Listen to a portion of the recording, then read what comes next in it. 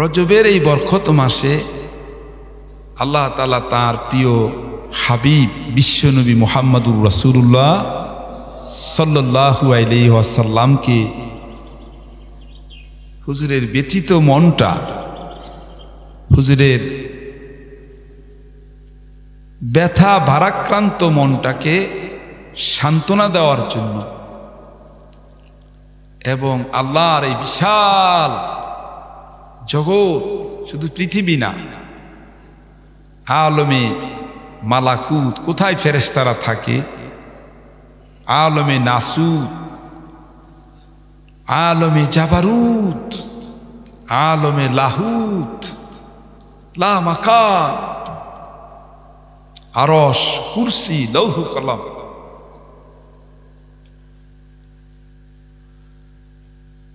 জান্নাত, আল্লাহর জাহান্নাম দেখাবার জন্য ব্যতীত মনটাকে, অস্থির মনটাকে নবীজির স্থির করার জন্য হুজুরের জীবনের যতগুলো মুজিজা আছে, যতগুলো সম্মান রসুলকে করেছেন, এর অন্যতম একটি সম্মান, বিরল মর্যাদা, রাজকীয় মেহমান হিসাবে আল্লাহ যেই ঘটনা নবীজির জীবনে করেছেন সেটা হলো আল মেরাজ। বলেন না, সেটার নাম কি? আল মেরাজুল ইমামিল মুরসালিনা মুহাম্মাদিন সাল্লাল্লাহু আলাইহি সাল্লাম। কইতে এত কিপটামি করেন কা, বখিলি করেন কা? সাল্লাল্লাহু, কত নেতার নামে কত স্লোগান দেন, হুজুর সাল্লাল্লাহু আলাইহি সাল্লামের নামে, হুজুরের নাম শুনলে সাল্লাল্লাহু আলাইহি ওয়াসাল্লাম বলতে কি কোনো আপনাদের কষ্ট লাগে নাকি? মুহাদ্দিসিনে কিরাম, মুফাসসিরিনে কিরাম, এমনকি আপনারা দেখবেন ছোট্ট বাচ্চারা যখন নুরানি মাদ্রাসায় হাদিস শরীফের বাগানে ক্লাস করে, 40টা হাদিস মুখস্থ করে, সেখানেও দেখবেন যখনই একজন ছাত্র বলেন, উস্তাদ বলেন কালা রাসূলুল্লাহ, আল্লাহ রসুল বলেন কালা রাসূলুল্লাহ, সাথে সাথে সুন্দর করে মনের প্রশান্তি নিয়ে জবান দিয়ে বের হয়ে যায় সাল্লাল্লাহু। বের হয় না? সবাই কথা কন, বের হয় কি না? ছোট্ট বাচ্চার জবান দিয়ে বের হয়ে যায়। যারা বুখারী শরীফ পড়ান, যারা তিরমিজি শরীফ পড়ান, যারা মুসলিম শরীফের ক্লাস করে, যতবার কালা রাসূলুল্লাহ ততবারই সাথে সাথে জবান দিয়ে তেলাওয়াত করেন কি সাল্লাল্লাহু আলাইহি সাল্লাম। তারা কি একদিন পড়ায় না প্রতিদিনে পড়ায়? কথা কয় না। আপনারা কি প্রতিদিন মাহফিল শুনেন না মাঝে মাঝে মাহফিল শুনেন? ভাই এই অপারেটর, তোমার আওয়াজ ভিতরে কম যায়, কথা কয় না, বুঝো নাই? আওয়াজটা ভিতরে ঘুমঘুমাইলে হইতো না, আওয়াজটা ভিতরে সুন্দর আওয়াজ হতো। এরা আওয়াজ দেয় না কেন? তোমার অসুবিধা, আওয়াজ যেন ভিতরে স্পষ্ট। আপনারা কি সবাই এবার সুন্দর হয়েছে নাকি? আওয়াজটা খেয়াল করেন, আওয়াজটা বাড়ছে নি? কথা কয় না। এবার তোমার ভলিউম বাড়ছে, টাকাও বাড়ছে। আমি বলি যেমন সুপারিশ করি, ঠিক আছে?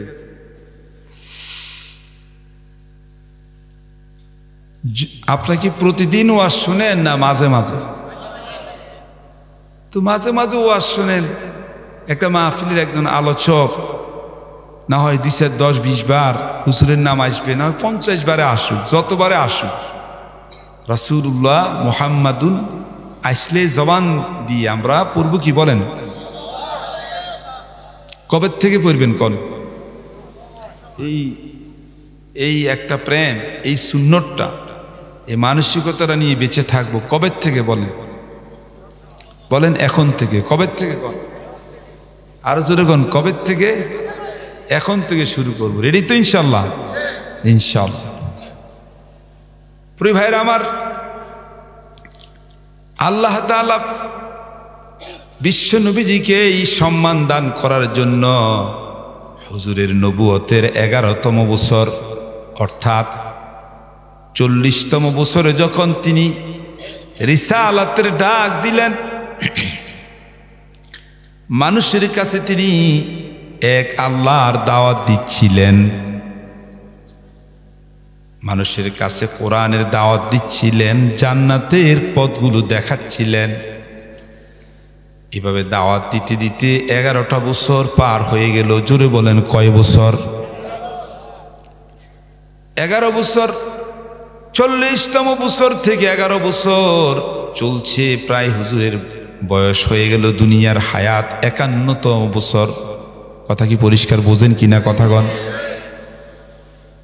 এতটা বছর দাওয়াত দেওয়ার পরেও মানুষ কিন্তু সেই রকম সাড়া দিচ্ছিল না আল্লাহ তাআলার পথে, বরং উল্টোভাবে নবীজির বিরোধিতা, কোরআনের সমালোচনা, হাদিসের বিরোধিতা, নবীজিকে নিয়ে ব্যঙ্গবৃত্তু, এগুলোই করছে। কথা বলেন ঠিক কিনা? মনটা নবীজির বড় ব্যথা। প্রিয় ভাই সব, দিল দিয়ে শুনি কথাগুলো, মনের মধ্যে বড় ব্যথা, হুজুরের মনে দুঃখ। এর মাঝে আবার নবীজির ঘরে একটা বড় সান্ত্বনা ছিলেন, প্রিয়তমা স্ত্রী খাদিজাতুল কুবরা রাদিয়াল্লাহু তাআলা আনহা। আল্লাহর হুকুম, তাকে আল্লাহ নিয়ে গেলেন, চলে গেলেন। উনি ধনী ছিলেন, সম্ভ্রান্ত ছিলেন, সতী মহিলা ছিলেন। তিনি চলে যাওয়ার মাত্র 6 মাসের মাথায় নবীজির সম্মানিত আল্লাহর হাবিবের সবচেয়ে সহযোগী চাচা আবু তালেবকেও আল্লাহ তাআলা নিয়ে গেলেন। এবার নবীজি ঘরের মধ্যেও কোনো সান্ত্বনা পান না, বাহিরেও কোনো সান্ত্বনা পান না। ঘরেও তিনি সহযোগী ছিলেন খাদিজা, আল্লাহ নিয়ে গেলেন। বাহিরে আবু তালেব ছিল সহযোগী, তাকেও আল্লাহ নিয়ে গেলেন। আল্লাহ দেখাই দিলেন, আমি কারো সাহায্য নিবে না, আমি কারো সহযোগিতা ছাড়াই আমার বন্ধুকে আমি এবার সরাসরি আমি লালন করব। সুবহানাল্লাহ। কারো সাহায্যের আমার কি নাই, দরকার নাই। সাহায্য মানুষের প্রয়োজন, এই জন্য একটু দেখাইছি আর কি। কথা বুঝেন আপনারা? আমার ভাইরা, ব্যতীত মন এদিকে তায়েফের জমিনে রক্তাক্ত হয়ে গেলেন। এতদিন কেউ রসুলকে আসর ধরতে পারে নাই, যেহেতু আবু তালেব ছিলেন। এখন তো আর ওনার পক্ষে বড় কোনো শক্তি নাই আল্লাহ ছাড়া। তায়েফবাসীরা এই সুযোগে নবীজিকে রক্তাক্ত করে ফেলেছে। চিন্তিত মন, ব্যথিত অস্থির। আমার ভাইয়েরা, এই ব্যথিত মন নিয়ে এই রজব মাসে নবীজি এমন একটা রাত্র, 26শে রজব, দিবাগত রাত, অধিকাংশ মুহাদ্দিসিনে কেরামের মত, বিশ্ব নবীজি ওনার যে চাচা আবু তালেবের বাড়িতে ঘুমিয়ে আছেন এশার নামাজের পর। বলেন কোন নামাজ? এশার নামাজের পর ঘুমিয়ে আছেন। হুজুর ক্লান্ত, পরিশ্রান্ত, রক্তাক্ত শরীর, দুর্বল হয়ে গেছে, অনেক বড় মানসিক চাপ। আরে আল্লাহ, মানুষগুলোর এত টাকা ডাকতেছেন, কত বিনয়ের সাথে, কত ভদ্র ভাষায়, কিন্তু মানুষগুলো কেন জানি আরো দূরে সরে যাচ্ছে। কথা বলেন ঠিক কিনা? দূরে কর না, ঠিক কিনা? ব্যথিত মনটা খুব দুঃখ, বুক বড় কষ্ট নিয়ে শুয়ে আছেন। আল্লাহ তাআলা আরশে আজিম থেকে রহমতের ডাক দিলেন, জিবরাইল, আমার প্রিয় জিবরাইল, আমার প্রিয় বন্ধু মনের ভিতরে হাজার হাজার দুঃখ নিয়ে শুয়ে আছে। সব মানুষ মনে করেছে যে আমার বন্ধুর জন্য বুঝি কেউ নাই, বন্ধুর সাথে কেউ নাই, বন্ধুর পক্ষে তো কেউ নাই। ও জিবরাইল, যাও আমার বন্ধুর মনটাকে খুশি করাবার জন্য, আমার বন্ধু যেখানে শোয়া তুমি সেখানে চলে যাও, সেখান থেকে রহমতের রশি দিয়ে টান দাও, এবং সরাসরি আজকে আমি আমার বন্ধুকে আমার মেহমান বানায়া আমি আল্লাহর আরশে আজিমে নিয়ে আসবো। জোরে কোন সুবহানাল্লাহ, আল্লাহু আকবার, আল্লাহু আকবার। এর নাম মেরাজ। বলেন এর নাম কি? মেরাজুন নবী। আপনার কি আমার কথা বুঝতে কোনো অসুবিধা হইতেছে নি? হুজুরের জীবনের যতগুলো মুজিজা আছে, যেমন কোরআনে কারীম আল্লাহর পক্ষ থেকে নবীজির একটা শ্রেষ্ঠ কি মুজিজা, বলেন না শ্রেষ্ঠ মুজিজা। কোরআনুল কারীম হুজুরের শ্রেষ্ঠ মুজিজা, শাল দিয়ে গায়ে দেওয়া। এরপরে যেমন হুজুর সাল্লাল্লাহু আলাইহি সাল্লাম শেষ নবী, বলেন না কি নবী? সবাই কথা কইতে পারেন না? হুজুর কি খাতামুন নবিয়্যিন না? মান লা নাবিয়্যা বাদা, বলেন না মান লা নাবিয়্যা বাদা, যার পরে আর এই পৃথিবীতে নতুন কোন নবীর আসার সম্ভাবনা নাই। তাহলে হুজুর যে শেষ নবী, মুসা আলাইহিস সালাম কি শেষ নবী? জোরে বলেন না। ঈসা আলাইহিস সালাম কি শেষ নবী? তো আমাদের নবীজি তিনি শেষ নবী, এটা হুজুর একটা আলাদা স্পেশাল মুজিজা, বুঝলেন কথাটা? হুজুরের একটা আলাদা স্পেশাল মুজিজা, তিনি শেষ নবী। কোরআনে কারীম কিয়ামত পর্যন্ত আছে এবং কি থাকবে, এটা হুজুরের একটা কি শ্রেষ্ঠ মুজিজা। দেখেন তৌরাত এখন নাই, আছে নাকি কোথাও? বাইবেল নামক যেগুলো পাঠ করা হয় এগুলো কি আসলে তৌরাত, না এগুলো ওদের কল্পিত বানানো? দেখেন না, আল্লাহর কিতাব যে এগুলো না, এর প্রমাণটা দেখাই আপনাদের। প্রমাণটা কি? দেখেন পৃথিবীতে সারা জগতে যেখানে সূর্য ওঠে আর যেখানে সূর্য অস্ত যায়, এর মাঝে আপনি দেখবেন হাজার না লক্ষ লক্ষ ছোট্ট ছোট্ট মাসুম শিশু বাচ্চারা কোরআন শরীফ, পূর্ণ কোরআনকে মুখস্থ করে ফেলছে। কথা কোন ঠিক কিনা? এটা কি করে সম্ভব? আপনি বলেন এটা কি করে সম্ভব? জিনিসগুলো হয়তো দেখতেছেন বিধায় বুঝতেছেন না। আপনি বলেন কত জ্ঞানী গুণী বিজ্ঞানী, কত বুদ্ধিজীবী মানুষ, কথা কয় না কা, সে একটা রাষ্ট্রবিজ্ঞানের বই অথবা একটা অ্যাডভোকেট সাহেব দুই একটা কোটেশন দেয়, দুই একটা শব্দ লাইন উদ্ধৃতি করে বলে, জোরে কথা কন না, কিন্তু পুরো বইটা কি মুখস্থ করে শুনাইতে পারে? বাইবেলের হাফেজ আছে দুনিয়ায়? নাই। কিন্তু কোরআন শরীফের হাফেজ কোনো বুদ্ধিজীবী না, কোনো বুদ্ধিজীবী না, যে বাচ্চাটা কিছুই বুঝে না। কথা কন না, যে বাচ্চাটা কি, যে বাচ্চাটা তার খেলার বয়স। মুরব্বীরা, এই ছেলেরা, মুরব্বীদেরকে জিজ্ঞাসা করো, আগের যুগে মুরব্বীরা 8-9 বছর পর্যন্ত তাদের খেলারে বয়স গেছে। কথা মনে আমি বুঝাইতে পারতেছি না। আগের যুগে, তারও আগে তাদের বয়স ছিল, হায়াত ছিল দুনিয়া 500, 600, 700, 800, 900 ছিল না? তাদের ছোট্ট কালটা কত বছর গেছে? ছোট্ট কালটা শিশুকাল। নূহ আলাইহিস সালাম তো এক পয়গাম্বর ছিলেন, এক রাসূল ছিলেন।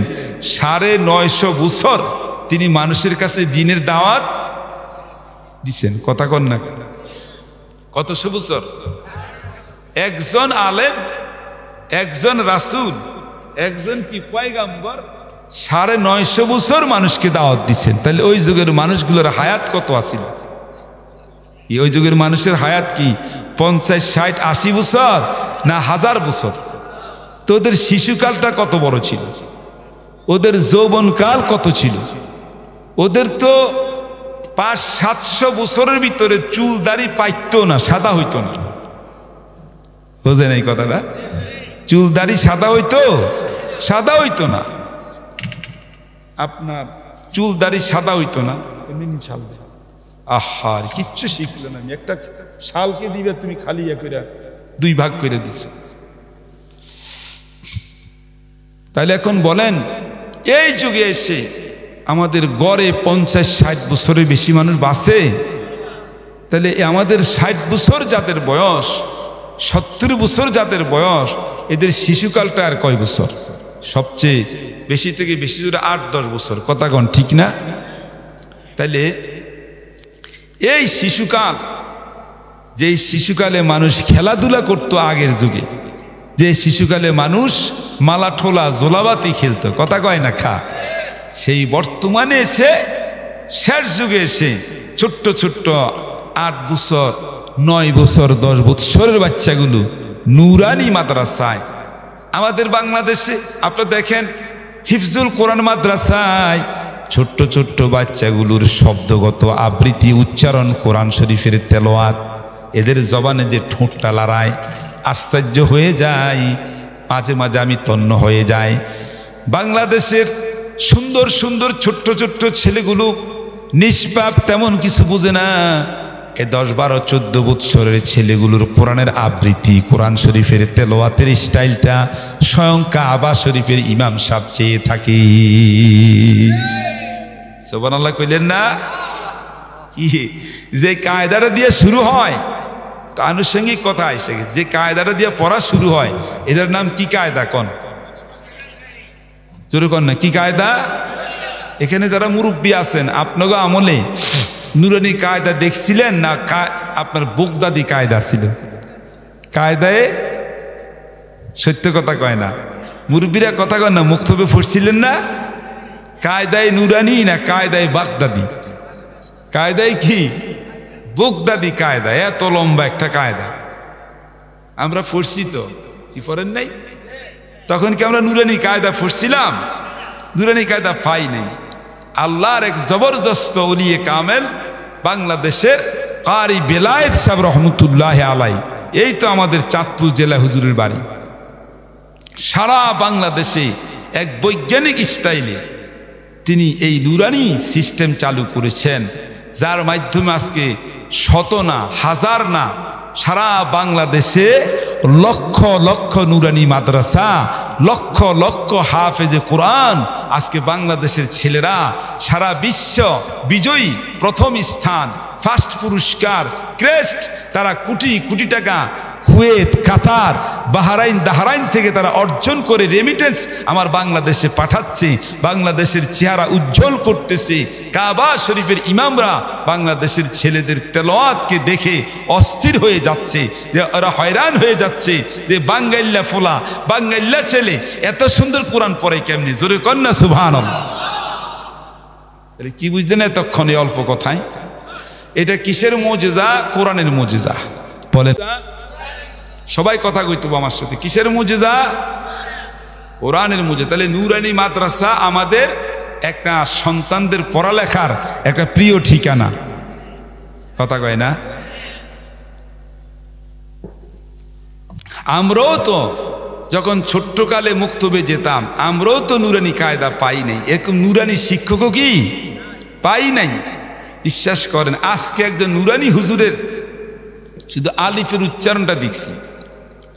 একটা ইন্টারভিউ নিছিলাম আমি চান্দিনা হারম, তো বললাম যে মাওলানা সাহেব, আপনি যে নুরানি বিভাগ থেকে ছাত্রদেরকে সকালে পড়ান, আমরা তো ছোট্টকালে কায়দায় বুগদাদি পড়ছি, এখন বল দেখি নুরানি পড়ার আলহামদুলিল্লাহ একটু মাস্ক করান।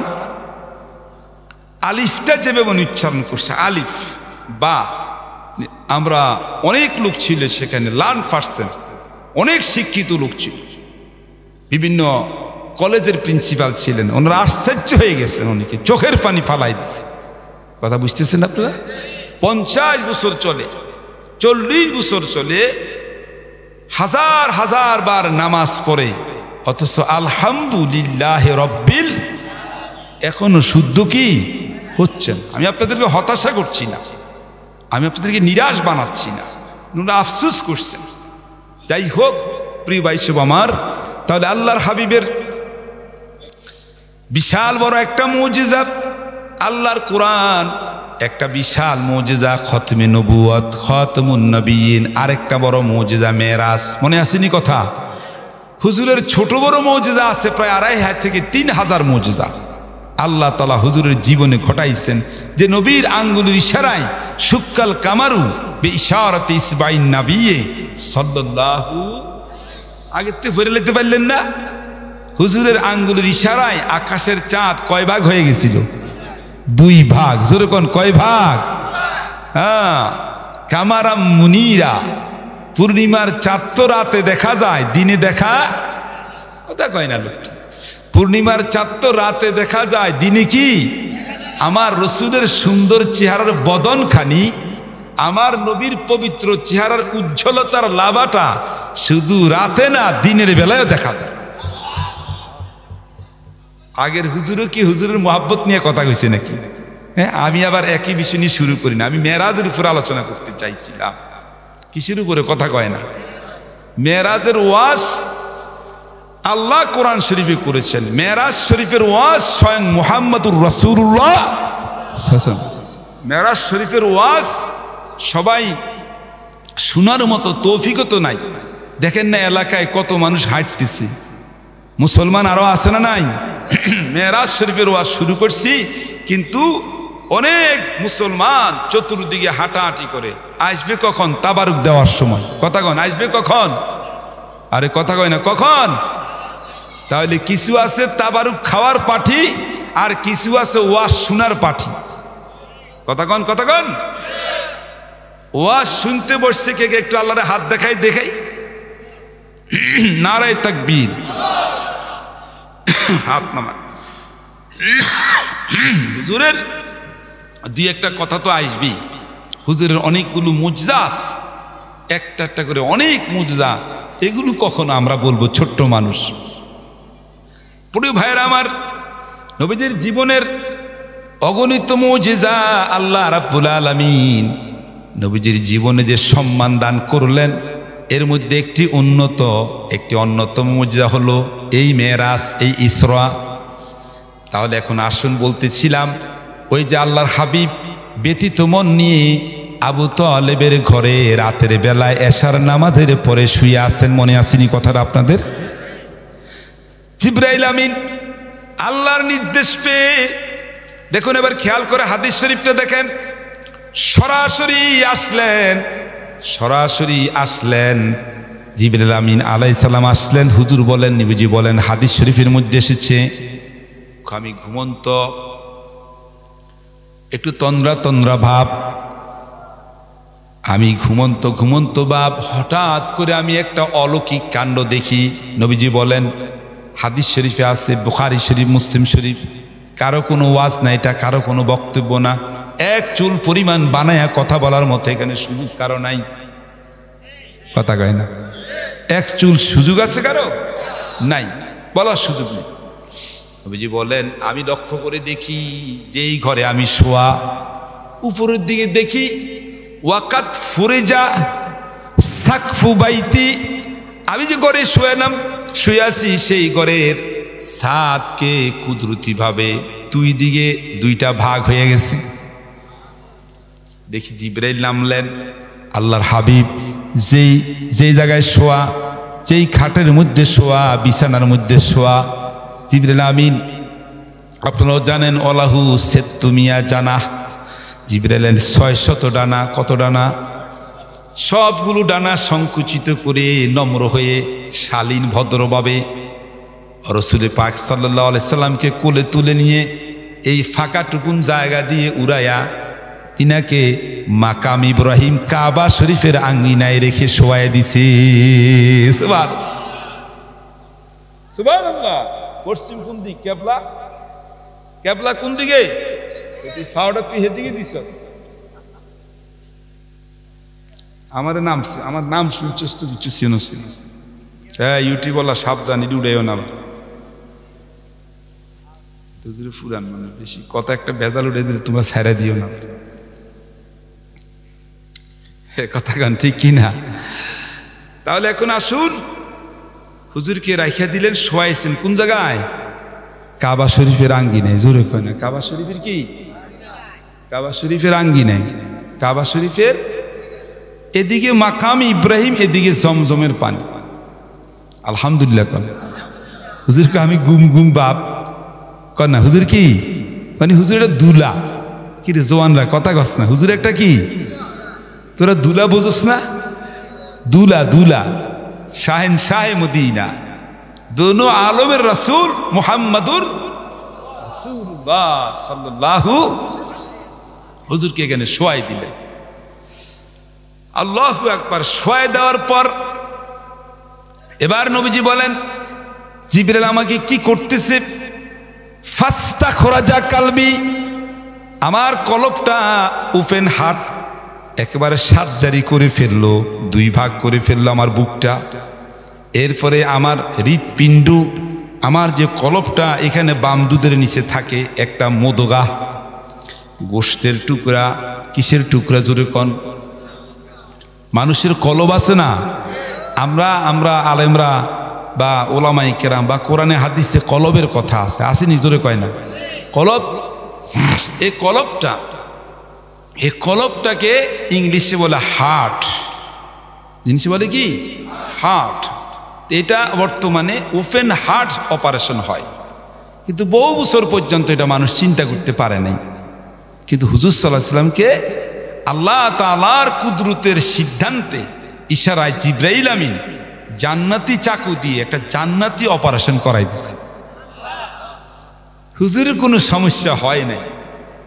একবার পুরা বক্ষটা দুইটা ভাগ করে কলবটা হুজুর এবারটাই ভেবে আছে হাদিসে যে ফাস্তা খরাজা, জিবরাইল বের করছে কালবি। হুজুর বলেন যে আমার কলব, আমার কি কন্যা কলবটা বের করে ফেলছে। হুজুর ছাইয়া দিছে, সুবহানাল্লাহ কয় না? মানে হুজুর ছাইয়া দিছে। হুজুরের কোনো ইঞ্জেকশন দেওয়া লাগে না। এটা তো আর কোনো দুনিয়ার ডাক্তারের অপারেশন না, অপারেশনের ফয়সালা দিছে কে? আল্লাহ দিচ্ছেন, রব্বুল আলামিন। আর সার বন্ধুর রহমাতুল্লিল আলামিনের অপারেশন করতেছেন, একটা উসিলা হলো জিবরাইল। তুই ভাইয়ের আমার, এই যে কলব হাড়টা বের করি, নবীজি বলেন ফাগাসালাহু বিমায়ে জামজাম। এটাকে জিবরাইল আলাইহিস সালাম কি করছে দেখছেন? এটাকে জমজমের পানি দিয়ে ধুইলেন। কিসের পানি? জোরে কন্যা? জমজমের পানি দিয়ে জিবরাইল ধুইছে। জমজমের পানি পৃথিবীর এই আল্লাহ তাআলার জগতের মধ্যে, পৃথিবীর মধ্যে, ও যুবকরা জানোনি তোমরা সবচেয়ে বড় প্রিয় শ্রেষ্ঠ বরকতময় পানিটার নাম কি বলো? জমজম। বলো না কি? জমজম।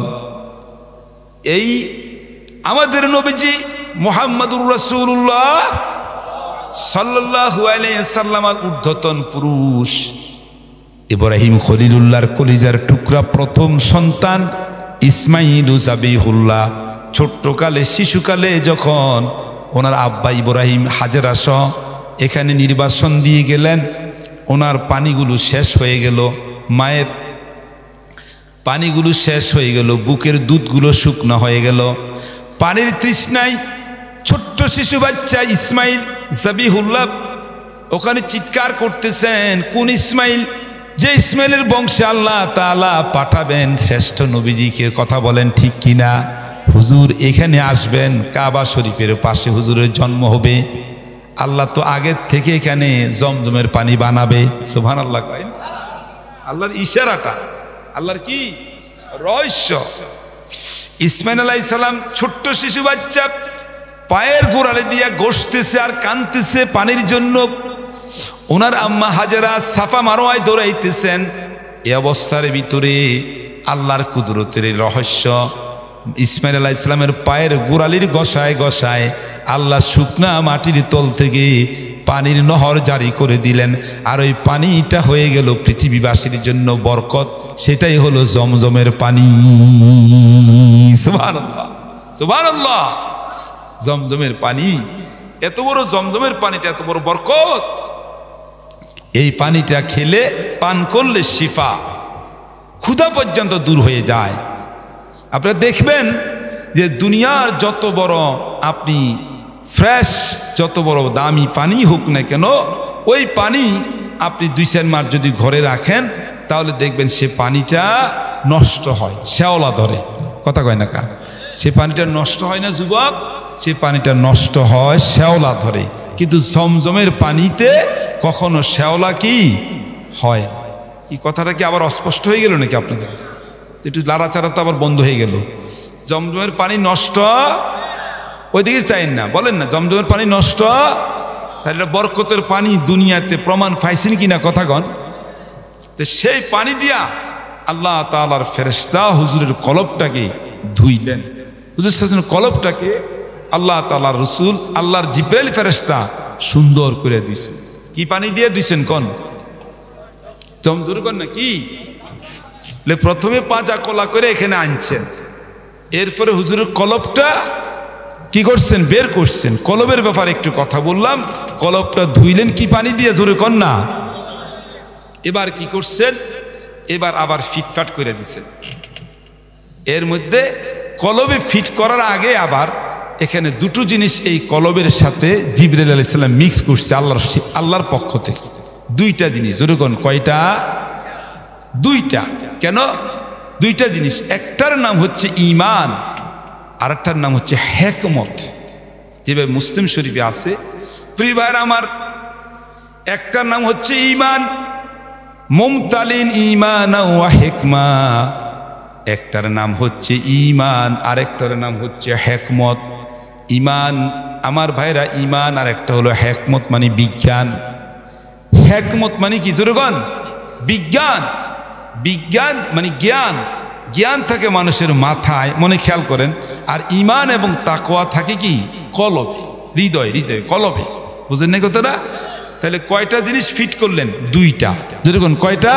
হুজুরের কলবের মধ্যে আজকে যেহেতু আল্লাহর আরশে আজিমে নিবেন, হুজুরের হৃদয়টা, হার্ট শক্তিকে আরো বৃদ্ধি করার জন্য, যাতে হুজুরের দেখার মধ্যে, হুজুরের মন, হুজুরের হৃদয়ের মধ্যে যেন কোনো অসুবিধা না, যেন ওপেন হার্ট সার্জারি করে হৃদয়ের মধ্যে কলবটাকে আরো শক্তিশালী করে ওনার মধ্যে ঈমান এবং হিকমত আল্লাহ তাআলার পক্ষ থেকে যুক্ত করে দিয়েছেন। জোরে কোন সুবহানাল্লাহ। চিৎকার করে কর না সুবহানাল্লাহ। কত বড় রহস্য, কত সুন্দর কথা। ঈমান এবং হিকমত কেন রাখলেন? দেখবেন একটা জিনিস দেখেন, মানুষের মাথায় বুদ্ধি থাকে, বুদ্ধি কে দিছে কোন? কিন্তু তার মধ্যে হৃদয় যদি ঈমান না থাকে, বুদ্ধি থাকে। অনেকে বৈজ্ঞানিক দেখবেন, অনেক বুদ্ধিজীবী দেখবেন, মহাশূন্যের ভিতরে আল্লাহ তাআলার অসংখ্য অগণিত অনেক কিছু দেখে, গ্যালাক্সি দেখে, ছায়াপথ দেখে, সৌরজগৎ দেখে। বৈজ্ঞানিকরা কন্ত দেখে কি না? কথা কন না, দেখেনি? এই যে ধরেন করোনা ভাইরাসের ভাইরাসটা তারা দেখে, ওর ভিতরে ভাইরাসটা ছোট্ট ছোট্ট ভাইরাস, কিন্তু আমরা দেখি না। তাহলে ভাইরাসটা দেখতেছে পানির আয়রনের মধ্যে সূক্ষ্ম সূক্ষ্ম জিনিসগুলো বৈজ্ঞানিকরা দেখে, যেই গ্লাস দিয়া, আমাদের কাছে সেই গ্লাস নাই। আবার বলেন তো, এতগুলো জিনিস সাগরের অতল তলে, মহাশূন্যে, এতগুলো জিনিস দেখার পরেও তারা ঈমান আনে না? ঈমান আনে না? ঈমান আনে না? কথা, ঈমান কি? কারণ তাদের জ্ঞান আছে কোথায়? মাথায়। জোরে কয় না, কোথায়? তাদের হৃদয়ের মধ্যে, কলবের মধ্যে কি নাই? ঈমান। এবার কি বুঝলেন কথাটা? তাইলে ঈমানও লাগবে, কথা কন, ঈমানও কি লাগবে, আর কি বুদ্ধিও কি? তাহলে বুদ্ধি আছে কিন্তু ঈমান। এই জন্য দেখেন হাজার হাজার বুদ্ধি, হাজার হাজার বুদ্ধি, অনেক বুদ্ধিজীবী, কথা কন, অনেক কি? কথা কন না, অনেক কি? জোরে কন না। বুদ্ধিজীবী নামের বুদ্ধি বেচা বেচা খায়। বুঝলেন না কথাটা? মৎস্যজীবী কি করে খায়? মাছ বিক্রি করে খায়। পেশাজীবী, তার একটা পেশা। তো বুদ্ধিজীবী আছে না, অনেক বুদ্ধিজীবী, সবাই না, কিছু কিছু বুদ্ধিজীবী আছে নিজের মাথা অন্য দেশের কাছে বিক্রি করে দিছে। আসেনি এমন মানুষ? নিজের দেশের কল্যাণ চায় না, মুসলমানের কল্যাণ চায় না, নিজের ব্রেন, নিজের বুদ্ধিটা অন্য দেশের কাছে বিক্রি করে দিছে। ওই অন্য দেশের সিদ্ধান্ত অনুযায়ী চলে, কথা কয় না। অথচ বুদ্ধি তারে, এই মাল মুসল্লার বুদ্ধি তারে দান করে দিছে কে? আল্লাহ। আল্লাহর দয়া দান, বুদ্ধির কোষটা, মেমোরি সেলটা দিছে আল্লাহ, আর বিক্রি করছে কার কাছে? আল্লাহর শত্রুর কাছে। কথা বুঝেন না? এই জন্য আল্লাহর দুশ্মনদের ফয়সালা, এমন কিছু মুসলমানও আছে জগতের মধ্যে, যারা জগতের মধ্যে এমন কিছু যুবক, এমন কিছু বুদ্ধিজীবী আছে, এই কুলাঙ্গার, যারা তাদের এত সুন্দর সুন্দর বুদ্ধি থাকা সত্ত্বেও ইসলামের পক্ষে একটা কথা বলে না, তাদের সকল বুদ্ধি ব্যবহার করে ইসলামের বিপক্ষে। কথা বলো ঠিক কিনা মুসলমান?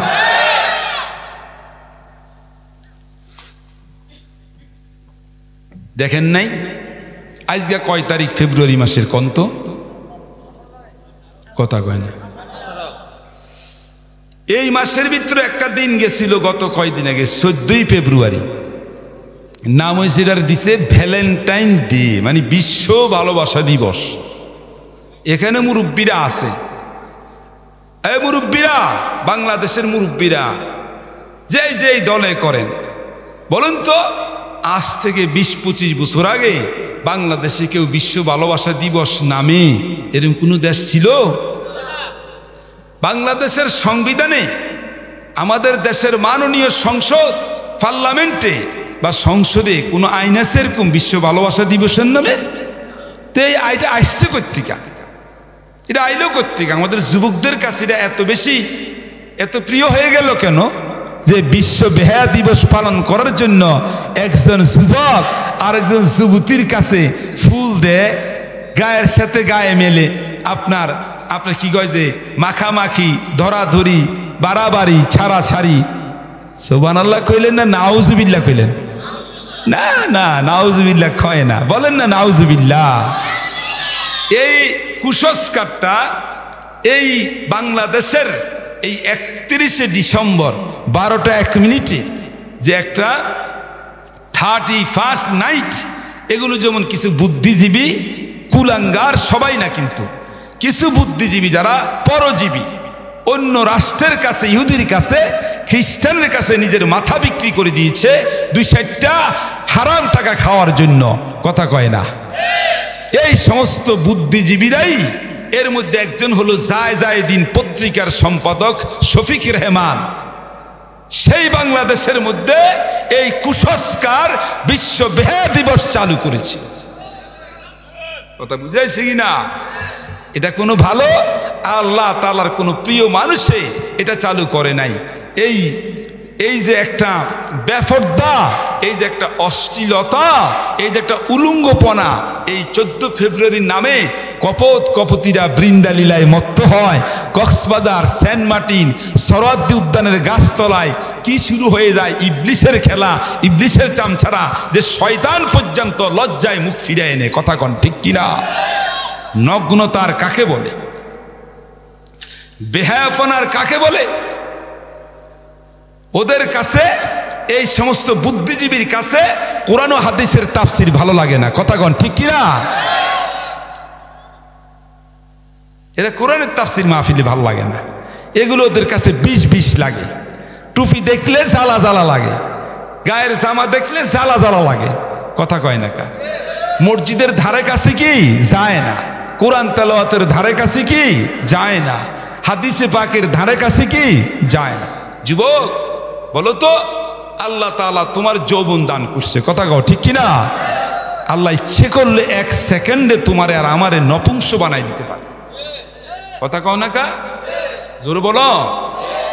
তোমারে পুরুষ বানাইছে, তোমার ফয়সালা, তোমার সিদ্ধান্ত না, এটা আল্লাহর সিদ্ধান্ত।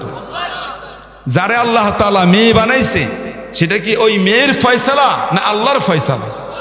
এবার একটা প্রশ্ন করি, বলো, একজন মানুষ আছে, একদল মানুষ, সে পুরুষও না, সে মহিলাও না, হিজলা আসেনি, এটা কে বানিয়েছে?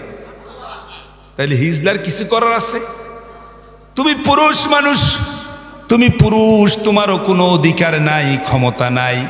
তোমার যৌবনটা যদি আজকে আল্লাহ তাআলা নিয়ে যায়, তোমার কোনো এখতিয়ার নাই, কিচ্ছু করার নাই। কথা বলেন ঠিক কিনা? আল্লাহু আকবার।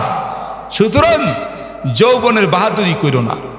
যৌবনটা কোথায় তুমি ব্যয় করবে, সেটা তুমি আল্লাহ তাআলা, আল্লাহ রাসূল বলে গেছেন, আল্লাহ রাসূল ফয়সালা দিয়ে গেছেন।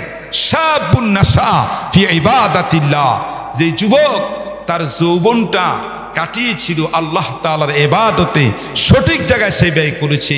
আল্লাহ তাআলার রাসূল বলেন, ইজুল্লুহুমুল্লাহু, আল্লাহ তাআলা ইয়াউমা লা জিল্লা, অর্থাৎ ইয়াউমে কিয়ামত, কিয়ামতের দিন আল্লাহ তাআলা ওই যুবক যুবতী যারা শান্তিপ্রিয়, ইসলাম প্রিয় যুবক যুবতী, আল্লাহ তাআলা কঠিন হাসরের ময়দানে তাদেরকে আল্লাহর আরশের নিচে, ছায়ার নিচে জায়গা দিয়ে দিবে, যেদিন আর কারো কোনো ছায়া থাকবে না। যেদিন কারো কোনো ছায়া কি, সেদিন কার সামিয়ানের নিচে থাকবে? যুবকরা আল্লাহ তাআলার ছায়ার নিচে। জোরে কোন সুবহানাল্লাহ। এই জন্য বলছি যুবক, আসো। বুদ্ধির কথা বলতেছিলাম, মনে আসেনি আপনাদের? হ্যাঁ, হুজুর সাল্লাল্লাহু আলাইহি ওয়াসাল্লামের মধ্যে কয়টা জিনিস দিলেন কলবের সাথে? দুইটা। কথা কন না, একটু সহযোগিতা করেন। কয়টা?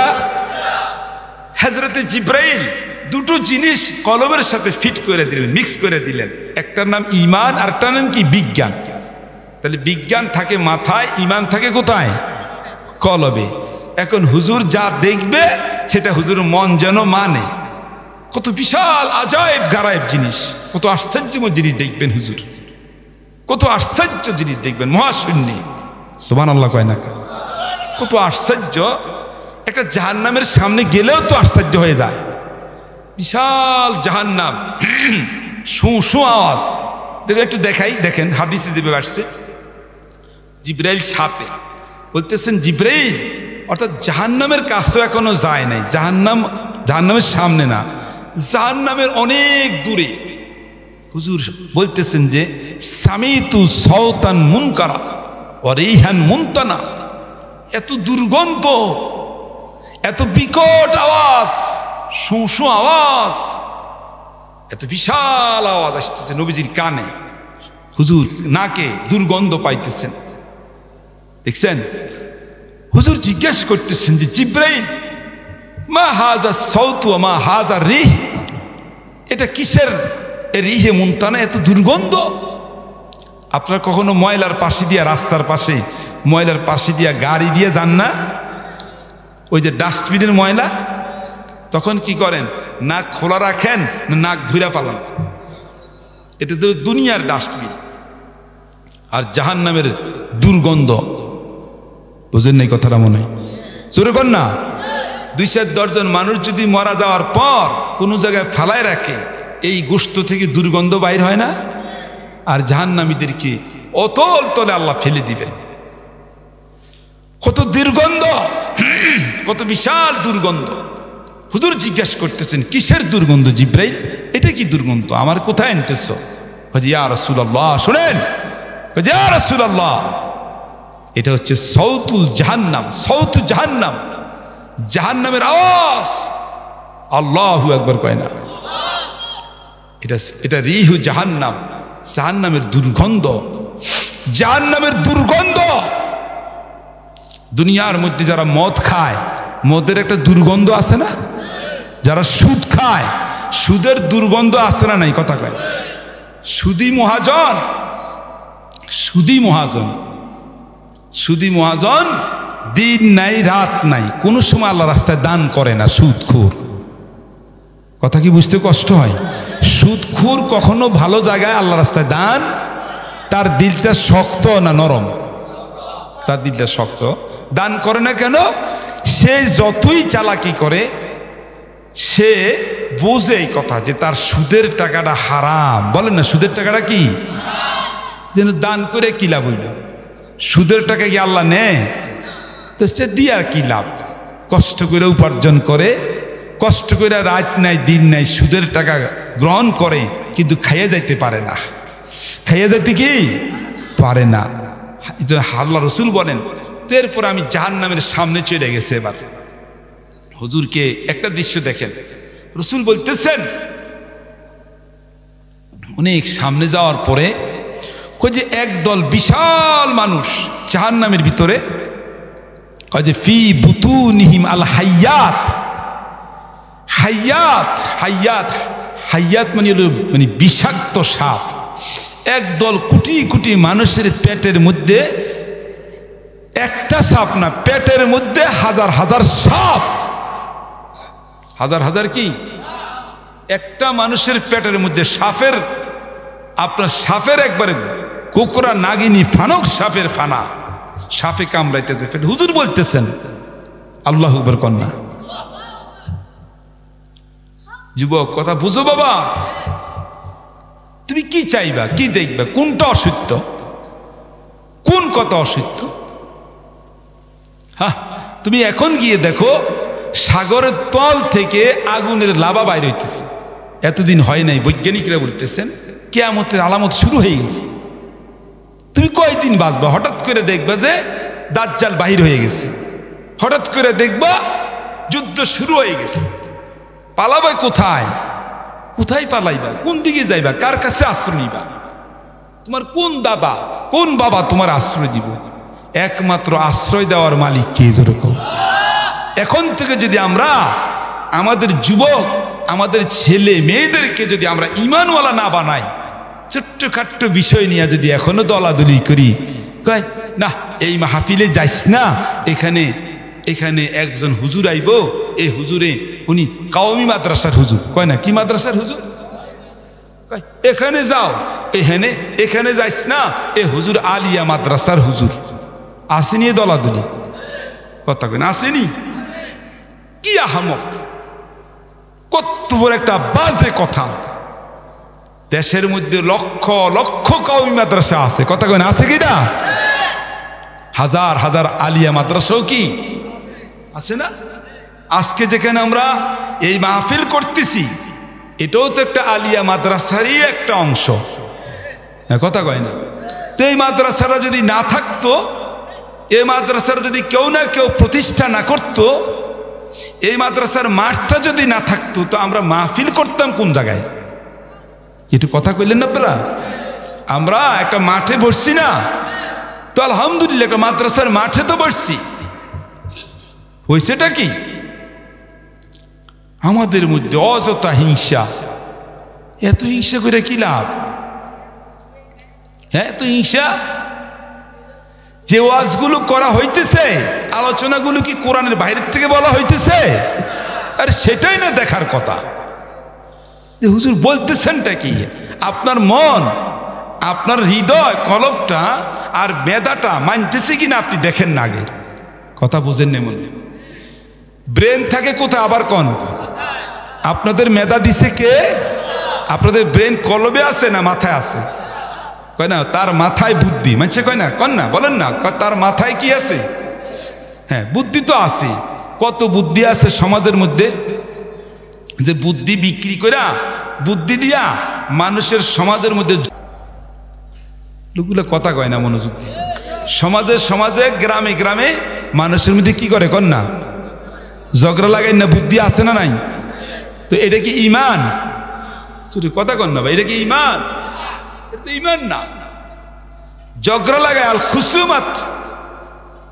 খুসুমাত আন নামিমা আল গীবা, মানে ইয়ান্তাকিলুল কালাম ইলাল গায়রি লিল খুসুমাতে। একজনের কথা আরেকজনের কাছে নিয়ে লাগায়, দুইজনের মধ্যে ফ্যাস লাগাইয়া ঝগড়া বাঁধাই দেয়। এর নাম কি কন? গীবত না সুগুলখুরি? সুগুলখুরি। এর নাম কি? সুগুলখুরির কারণে আযাব হবে না হবে না? সবাই কথা কন না। কিরকম আযাব হবে? কিরকম আযাব? এই সুগুলখুরির কারণে এই যে একজনের কথা আরেকজনের কাছে লাগায়, অথচ উনি বলে দিছিল যে দোস্ত তুই আমার এই কথাটা আমানত, তুই কারো কাছে বলিস, আমি তোর কাছে শুধু জানাইলাম একটু পরামর্শ নেওয়ার জন্য। কথা কন না? তাহলে একজনে আরেকজনের কাছে 10,000 টাকা আমানত রাখছে, এই আমানতের খেয়ানত করা এটা কি ইমানদারি না মুনাফিকি? তাহলে আপনার কাছে টাকা থইলে এটা যেমন আমানত, একটা কথা রাখছে আপনার কাছে, একটা কথা রাখছে সেই লোকটা কি মুরব্বি? কথা কন না? একটা কথা আপনি বলছেন সমাজের একজনের কাছে, এই কথাটাও তো আপনার কাছে কি কন না? আমানত।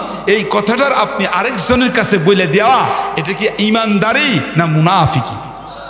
এই জন্য মুনাফিক, আয়াতুল নিফাক, আয়াতুল মুনাফিক সালাস। মুনাফিকের 3টা আলামত। ইজা উতুমিনা খান, তার কাছে যদি কোনো আমানত রাখা হয় সেটা খেয়ানত করে। কথা কয় না? এই সুগুলখুরির আযাব আছে না নাই? জোরে কন না একটু ভাইয়া।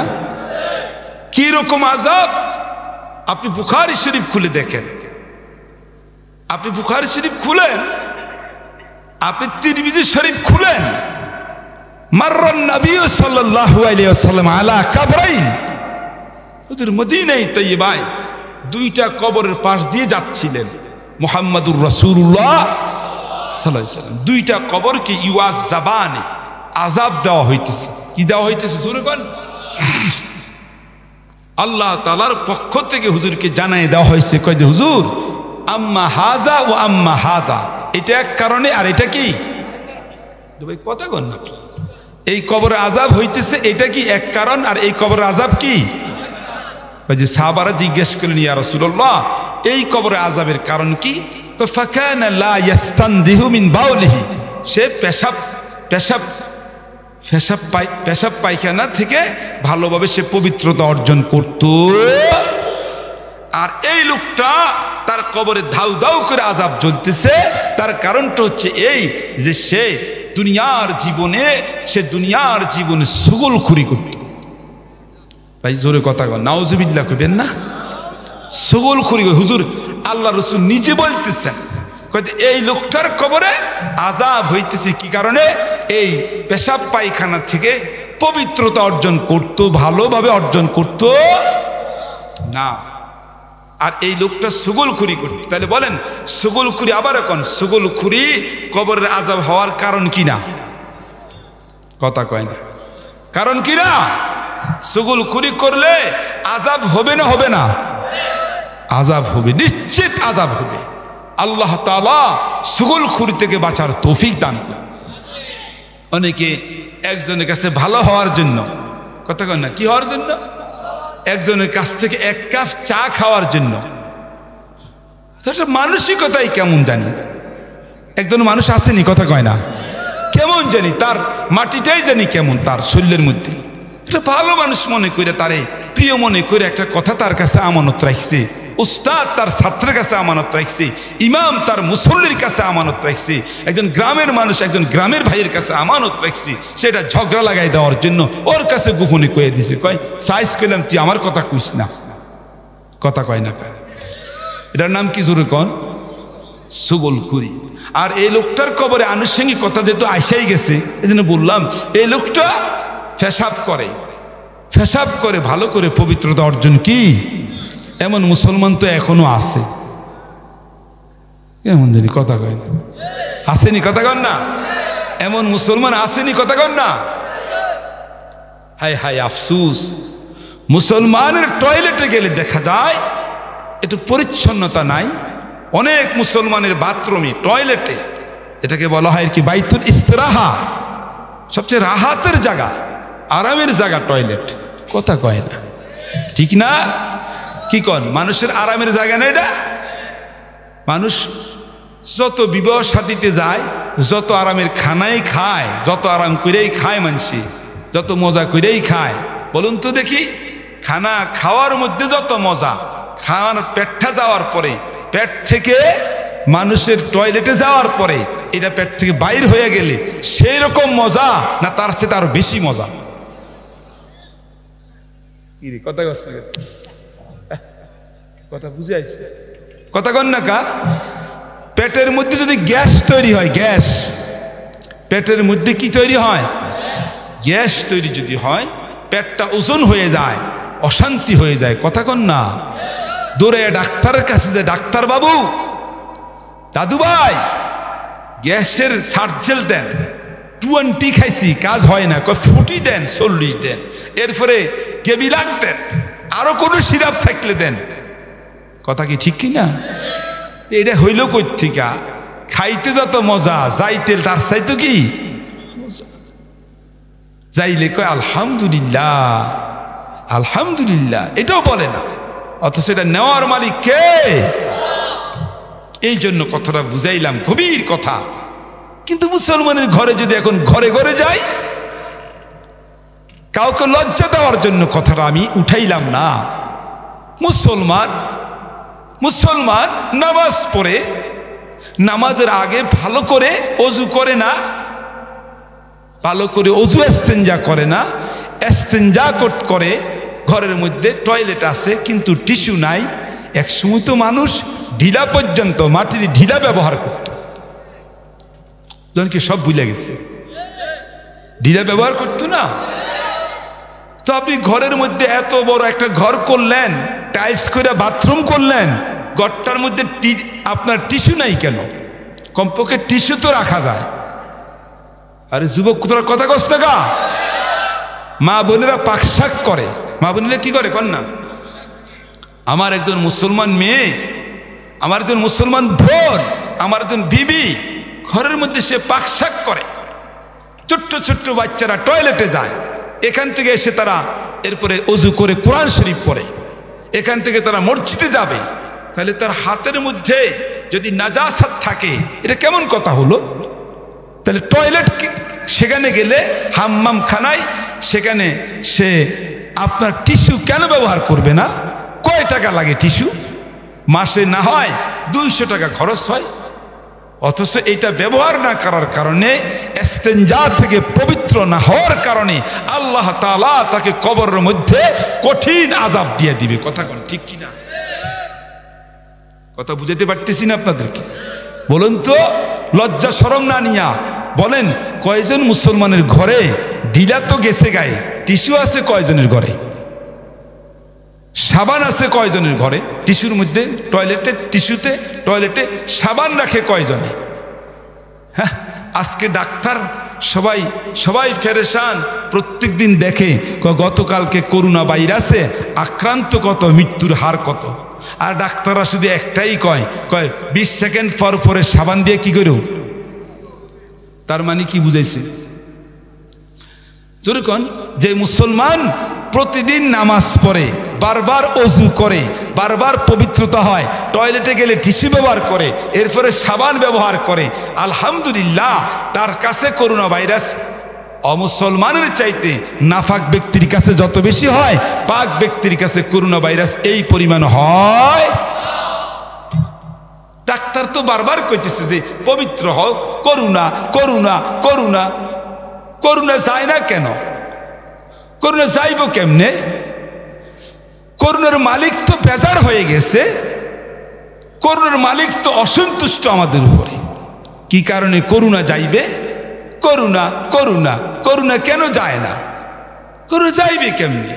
তোমার কাছে কোরআন শরীফ দেখতে ভাল লাগে না? কোরআনের তেলাওয়াত ভাল লাগে না? মুসলমানের প্রত্যেকটা ঘরে আজকে 1 পৃষ্ঠা কোরআন শরীফ তেলাওয়াত হয় না। কথা কয় না? মুসলমানের কবর, মুসলমানের ঘরগুলোর মধ্যে হাজার হাজার মুসলমান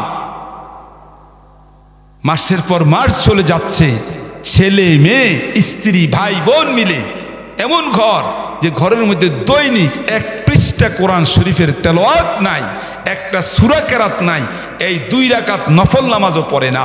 কথা কোন ঠিক কিনা? হুজুর সাল্লাল্লাহু আলাইহি ওয়াসাল্লাম বলছেন, তোমরা ঘরের মধ্যে নফল নামাজ পড়ো। কথা কোন না? ঘরের মধ্যে কি করো? লা তাজআলু বুয়ুতাকুম কুবুরা। ভাই তোমরা ঘরকে কবর বানাইও না। ভাই আপনার কি আমার কথা বুঝতে কষ্ট হইতেছে? তোমরা ঘরকে কি বানাইও না, জোরে কর না। কেন? কবরের মধ্যে কখনো কোনো মানুষ নামাজ, যুবক বুঝছো নি বাবা কথা, কোন কবরে যায় কোনো মুসলমান নামাজ পড়ে? আর কবরে যায় সেজদা দেওয়া, এটা কি হালাল না হারাম? এটা কি ঈমান না শিরক?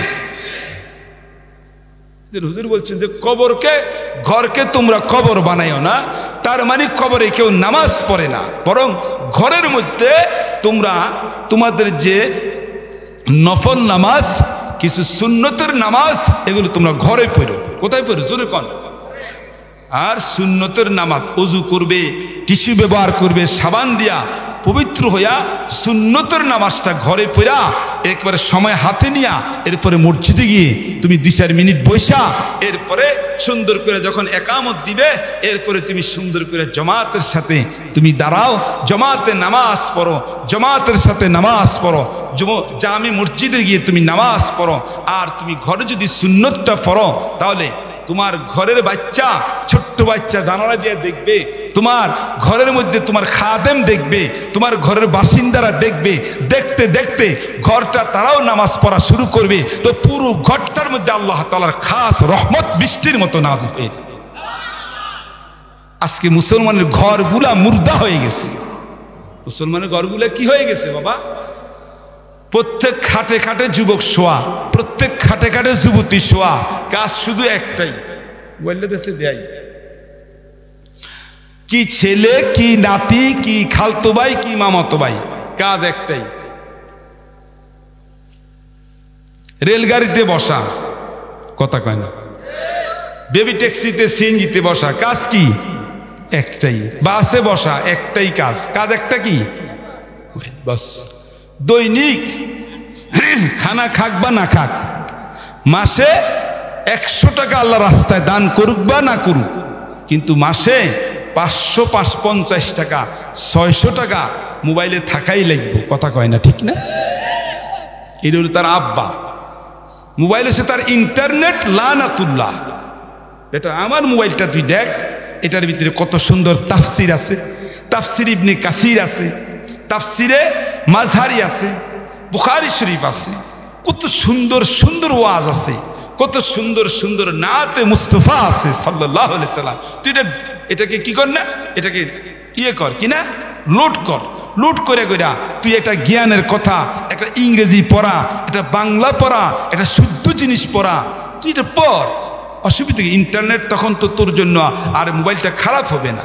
তুই যুবতী মহিলার উলঙ্গপনা দেখতেছস, এটার নাচ দেখতেছস, আড্ডা দেখতেছস, তো তোর চোখের জিনা হইতেছে। কথা কোন ঠিক কিনা? আর এর দ্বারা 24 ঘন্টার মধ্যে তোর 10 ঘন্টা জিনার গুনাহ হইতে আছে, জিনার গুনাহ। একজন বেগানা মহিলার শরীর দেখা, এটা কি জায়েজ না হারাম? তাহলে তুই কোন কারণে দেখতে দেখতে আজকে এমন অবস্থা হয়ে গেছে যে কারো চোখে আর এখন কি নাই, শরম। কথা কয় না, চোখে কি নাই? রাস্তা দিয়ে হাঁটলে এখন দেখা যায়। আপনি কি আমার কথায় রাগ করতেছেন নাকি? যুবক, তোদের পায়ে ধরে বলি, তোরা বল, তোরা কোথায় যাবি? তোদের শেষ ঠিকানা কোথায়? তোরা কোন দিকে যাচ্ছস? আজকে রাস্তা একটা বাজারে গা, মুরব্বীরা দেখেন রাস্তা দিয়ে যুবতী মেয়েরা 4-5 জন একসাথে হাঁটে, আর মুসলমান মুরব্বী বাবার সমতুল্য একেবারে ছোট্ট হইয়া আস্তে করে একটা সাইড দিয়ে হাইটা যায়, যেন গায়ে না লাগে। কথা কোন ঠিক কিনা? কথা সত্য বলছি কিনা? জোরে কথা কই না ভাই? কিছু কিছু কথা তো সহযোগিতা করা লাগে। বলেন, এতবার বলা লাগে নাকি আপনাদের? কথা কই না, ঠিক কিনা? অথচ কি নির্লজ্জতা, কি বেহায়াপনা শুরু হয়ে গেল। এটা একটা সময় এমন ছিল যে একজন মহিলা নিজের শ্বশুর বাড়ির থেকে যদি, স্বামীর বাড়ির থেকে যদি নিজের বাবার বাড়িও যাইতেন, জিজ্ঞেস করতেন আজকে কোনো বাজারের দিন আসেনি, এরপরেও যদি বাড়িতে যেতেন, তখন কি করতেন? রিকশার মধ্যে কাপড় চারিদিকে ফেঁসাইয়া এরপরে বাবার বাড়ি বেড়াইতে যাইত। যুবক, তোমরা জিজ্ঞেস করো মুরব্বীরা, আমি যে কথাটা বলছি বলেন তো আপনারা কে কে বলেন? সবাই হাত উঠান, কথাটা ঠিক বলছি না ব্যাঠিক বলছি? হ্যাঁ, আলহামদুলিল্লাহ, হাত নামান। যুবক, তুমি মুরব্বীদের কাছে জিজ্ঞাসা করো। যুবকরা, মুরব্বীদেরকে বলছি, আপনার এই কথাগুলো মসজিদে, আপনাদের এই প্রোগ্রামগুলোতে কেন আপনারা উঠান না? এই বলেন, কিসের ওয়াজ শোনেন আপনারা? এই যে এত লাখ লাখ টাকা চুক্তি করা বক্তাগুলো আনেন, কি ওয়াজটা করে বলেন? হাসাইতে হাসাইতে পেট ব্যথা হয়। ইউটিউবে আসে, ইউটিউবে চার্জ দিলে পাওয়া যায়, কয় যে উমুক বক্তা পুরা এলাকা কাঁফাই লেছে। ওয়াজ করতে করতে কি করে লেছে? কাঁফাই লেছে। ও তো আমি জিজ্ঞেস করলাম, যদি ওয়াজ করতে করতে কাঁফাই লায়, তাহলে তো ঘর বাড়ি সব ভাঙিয়ে গেছে। কথা বোঝেন না? ওয়াজ করতে করতে যদি পেট হাসতে হাসতে পেট ব্যথা হয়ে যায়, তাহলে তো একটা অসুস্থ হয়ে গেল মানুষ। কথা কয় না? ওয়াজ শোনার দ্বারা মানুষের পেট ব্যথা হয় না ইমানদারের ইমান কলবটা নরম হয়? আল্লাহ কি বলছেন? ওয়াজিলাত কুলুবুহুম, ইমানদার যারা, তারা যখন ওয়াজ শুনে তাদের দিল কি হয়? কন্যা, এটা কার ফয়সালা? তাহলে যে ওয়াজ দ্বারা পেট ব্যথা হয়, এটা কোনো ওয়াজ না, এটা হলো আওয়াজ। এটা কি? জোরে কোন, এটা কি? এটা হাসাহাসি, এটা কমেডি, এটা কৌতুক, এটা নাট্যমঞ্চ, এটা রঙ্গমঞ্চ। জিকিরের নামে আপনার নাচানাচি, কথা কয় না, এগুলো করে লাভ কি? একজন যুবক বাইরে এসে এরা তালাশ করে যে কয় যে কার মাহফিলে গেলে বেশি হাসতে পারবো, কার মাহফিলে গেলে বেশি নাচবো, কার মাহফিলে গেলে কমেডি, হিন্দি ছায়াছবির মতো গান গায়, এরকম বক্তারে 60,000 70,000 টাকা চুক্তি কইরা হেরে বহর দিয়ে আনে। কথা কন ঠিক কিনা? অথচ আল্লাহ রাব্বুল আলামিন বলেছেন কোরআনে, ইত্তাবিউ মান লা ইয়াসআলুকুম আজরাও ওয়া হুম মুহতাদুন। কই তোমরা ওই বক্তাগুলোকে অনুসরণ করো যারা তোমাদের সাথে ওয়াজ নসিহতের বিনিময়ে কোনো চুক্তি করে না, বরং তুমি এমনি আল্লাহর জন্য সে ওয়াজ নসিহত করে, আর মুসলমান তাকে যেটা সম্মান করে, মুসলমান যেটা তাকে ইজ্জত করে, সেটা মায়ের দুধের মতো, সেটা হালাল, সেটা হাদিয়া। সেটা কি? হাদিয়া। কথা কন, সেটা কি? কথা বুঝেন না আপনারা? হাদিয়া দেওয়া জায়েজ না না জায়েজ? হাদিয়া দেওয়া সুন্নত। হাদিয়ার একটা পরিমাণ যদি বাড়াই দিলেন তাও ভালো, অসুবিধা নাই, কিন্তু চুক্তি করবে কেন? আরে ভাই কথা কন না কেন? চুক্তি করা বক্তা 2-10 জনের কারণে হাজার হাজার আলেমের সম্মান নষ্ট হচ্ছে কিনা? যারা মাহফিল করে, যারা মাহফিলের আয়োজন করে, তারাও তো মনে মনে এই 2-10 জন আলেমের কারণে ওয়াইজিনদেরকে, অনেক ওয়াইজিনদেরকে খারাপ মনে করে। কথা কয় না? আবার কিছু লোক আছে ওয়াজের নামে ব্যবসা করে। কথা কয়? আলেম ওলামাদেরকে সম্মান অনুযায়ী হাদিয়া করে না, হাদিয়া দেন, এটাও তো সত্য। রে ভাই কথা কন না, এটা সত্য না?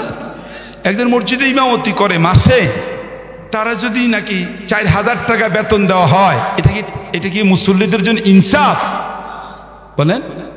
আমি জিজ্ঞাসা করি, মনে করেন আমাদের এলাকায় একজন যদি বিল্ডিংয়ে কাজ করে, রাজমিস্ত্রি, তার দৈনিক গড় হাজিরা কত? দৈনিক কত? 500 হইলে মাসে কত? জোরে গণ। আর যদি কেউ যদি মসজিদে ইমামতি কইরা যদি মাসে তারে 5 বেলা নামাজ, এরপরে আছে জুমা, এরপরে আছে কত কিছু, তাহলে যদি মাসে 6,000 টাকা বেতন দেওয়া হয়, হাদিয়া বেতন দেওয়া হয়, দৈনিকের গড় হাজিরা কত হয়? 200। কথা কয় না? কত? 200 টাকা হয়। জোরে কোন, কয়শো টাকা? তাহলে এতগুলো মুসল্লি তারা কি বুঝলো? দুনিয়ার ওই রাজমিস্ত্রিকে বেশি দাম দিল, একজন ইমাম সাহেবকে এত বেশি দাম কি? অথচ সে ইচ্ছে করলে সবগুলো মুসল্লি যে মসজিদে আসে জুমার দিন, আসার সময় যদি 100 টাকা একটা নোট নিয়ে আসে, 50 টাকার একটা নোট নিয়ে আসে, খুশিতে খুশিতে, কিসে গেছে কন না, খুশিতে খুশিতে আইসা যদি দান বাক্সে ঢুকাই দেয় 100 টাকা, বাচ্চার হাতে যদি 100 টাকা ধরাই দেয়, 50 টাকা ধরাই দেয়, কি আর হইব? 50 টাকা দিলে দেখবেন অনেক মুসল্লি, 200-300 মুসল্লি 50 টাকা 100 টাকা করে দিলে জুমার দিন হয়ে যাবে 8-10 হাজার টাকা। ভাই একটু কথা কন না আপনার, কথাগুলো কি যুক্তিক না অযৌক্তিক? আপনাদেরকে বুদ্ধি দিয়ে গেলাম। এখন যদি মনে করেন 8,000 টাকা 10,000 টাকা হয় এক জুমায়, তাহলে 4 জুমায় তো কমপক্ষে 4 আটা কত? 4 আটা কয় হাজার? যদি 5,000 টাকাও হয়, 4-5 কত? 20,000 টাকা যদি হয়ে যায়, মাশাআল্লাহ, আপনি 8-10 হাজার টাকাই দেন, 4-5 হাজার টাকা একজন মুয়াজ্জিনকে দেন, আপনার মসজিদটা সুন্দর হইল, ভালো একজন আলেম পেয়ে গেলেন, হুজুরকে একটু ইজ্জত করলেন। এরকম যদি কোনো আলেম ওয়াজ করতে আসে, আপনাকে হিসাব করে দেখেন, উনি একটা গাড়ি ভাড়া করে, ভালো, এটা ভালো গাড়ি, অনেকে বলবেন যে হুজুর আপনি একটা ভালো গাড়ি নিয়ে আসবেন, কেন? আপনার নিরাপত্তার জন্য, আপনার কাশি ঠান্ডা থেকে যেন আল্লাহ আপনাকে হেফাজত করে। আমাদের এলাকায় আপনি এসছেন, আসবেন, আপনি আমাদের একজন মেহমান, আপনি তো আর প্রতিদিন আসেন না। আরে ভাই, আপনি তো একজন আলেম, আসতেছেন, ভালো কথা, হুজুর ভালো গাড়ি নিয়ে আসবেন, আমাদের গ্রামের ইজ্জত হবে। কথা কথা। তাহলে এখন একটা গাড়ি ভাড়া আছে ধরেন 4-5 হাজার। হুজুর যদি এই টাইমে অন্য কোনো ব্যবসা করতো, তাহলে উনি মনে করেন 4-5 হাজার টাকা পাইতো।